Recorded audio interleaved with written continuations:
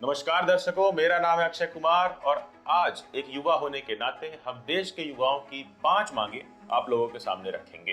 हाल ही में आए लोकसभा चुनाव के नतीजों के बाद कई लोगों की रातों की नींद उड़ गई और कईयों के दिन के चैन, जिसमें स्वयं हमारे देश के प्रधानमंत्री नरेंद्र मोदी भी शामिल हैं, जिनका दावा रहा कि 400 पार, 400 पार और 400 पार हम इस बार करके रहेंगे। मगर ग्राउंड रिपोर्ट देखें, नतीजे देखें तो बीजेपी की मात्र 240 सीटें आई, जिसके बाद हमने खुद जाकर ग्राउंड रिपोर्टिंग की और पता करने की कोशिश की कि क्या आखिर देश का युवा मांग रहा है, क्या ऐसी मांगे थी जो मौजूदा सरकार पूरी नहीं कर सकी।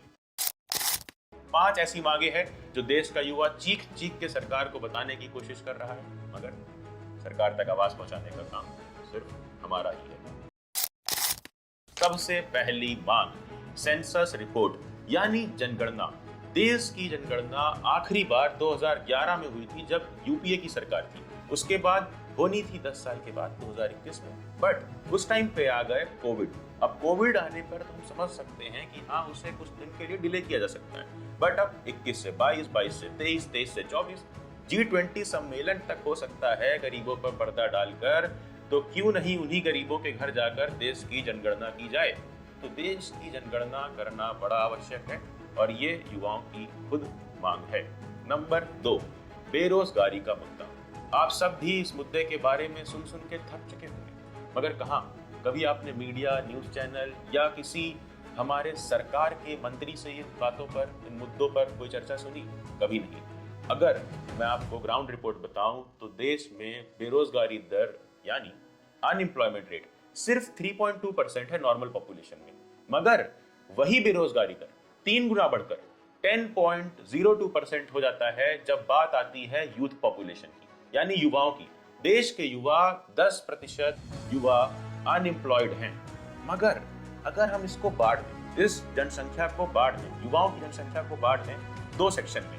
पहला वो जो एजुकेटेड है, जो लिटरेट है, यानी कि सेकेंडरी पास है, और दूसरा वो जो लिटरेट तक नहीं है, बेचारे इलिटरेट है, पढ़ लिख भी नहीं पाते।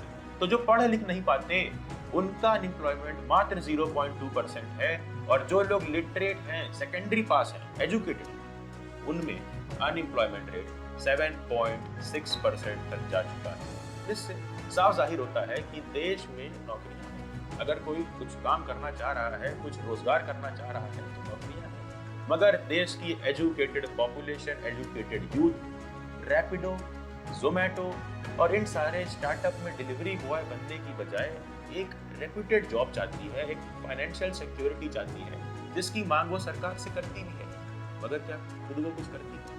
ये समझने के लिए आप इस साइकिल को समझ सकते हैं। अगर कोई हम बात करें विलेज में रहने वाले, गांव में रहने वाले युवा की, तो वो शहर जाता है, महंगी महंगी कोचिंग करता है, एक एग्जाम की तैयारी करता है, मगर फिर वापस गांव आ जाता है। भला यूं क्यों?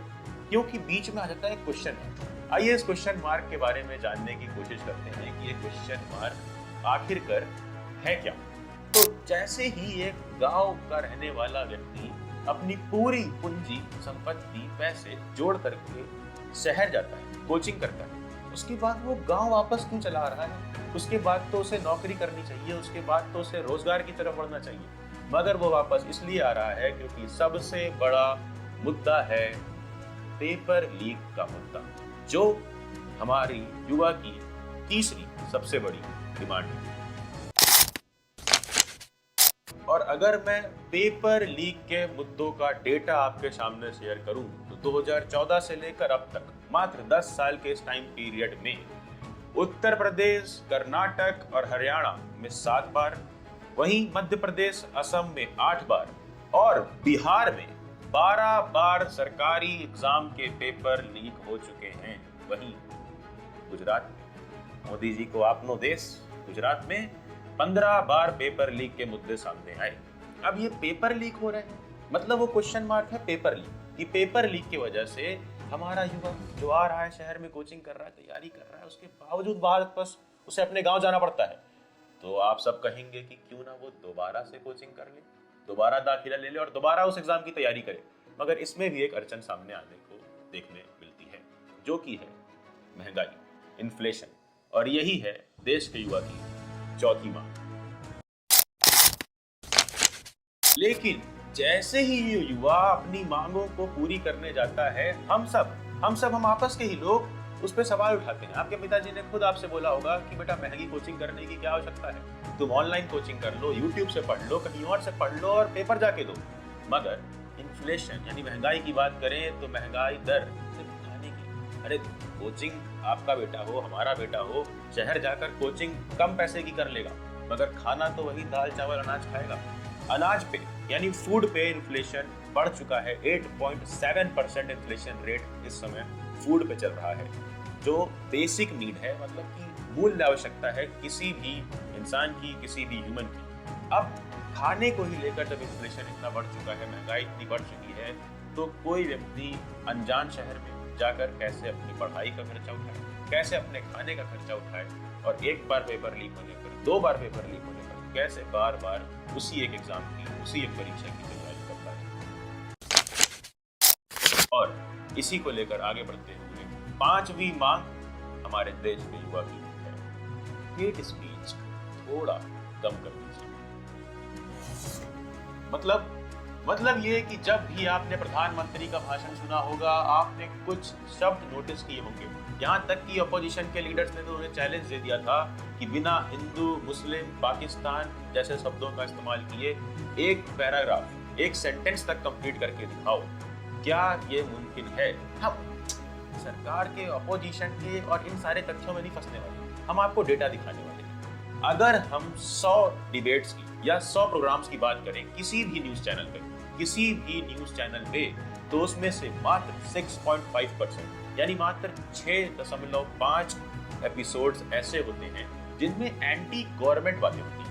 एंटी इंडिया नहीं, एंटी नेशनल नहीं, जो आजकल बड़ा कॉमन है, एंटी गवर्नमेंट यानी जो मौजूदा सरकार है उसके विपरीत कुछ बात की जाती है कि उसकी कुछ नीतियां खराब हैं, उसकी कुछ चीजें खराब हैं। और उन 6.5% में भी 1.1%, मात्र 1.1 यानी 100 में से सिर्फ एक खबर ऐसी चलाई जाती है जिसमें बात होती है जॉब्स और एम्प्लॉयमेंट यानी नौकरियों की और रोजगार की। तो एक ऐसे मीडिया व्यवस्था में जहां पर 100 में से मात्र एक एपिसोड चलाया जा रहा हो जॉब्स और एजुकेशन पे, क्या आपको उम्मीद है कि देश की सच्चाई आप तक पहुंचेगी? बिल्कुल नहीं। अब इसी सच्चाई का एक और अच्छा उदाहरण ये है कि जब भाजपा फैजाबाद कंस्टिट्यूएंसी में अपनी सीट हार जाती है, जहां पर उन्होंने भव्य राम मंदिर का निर्माण भी किया था, वो हारने के बाद ही सारी की सारी जनता आपस में एक दूसरे को गाली देने लगी।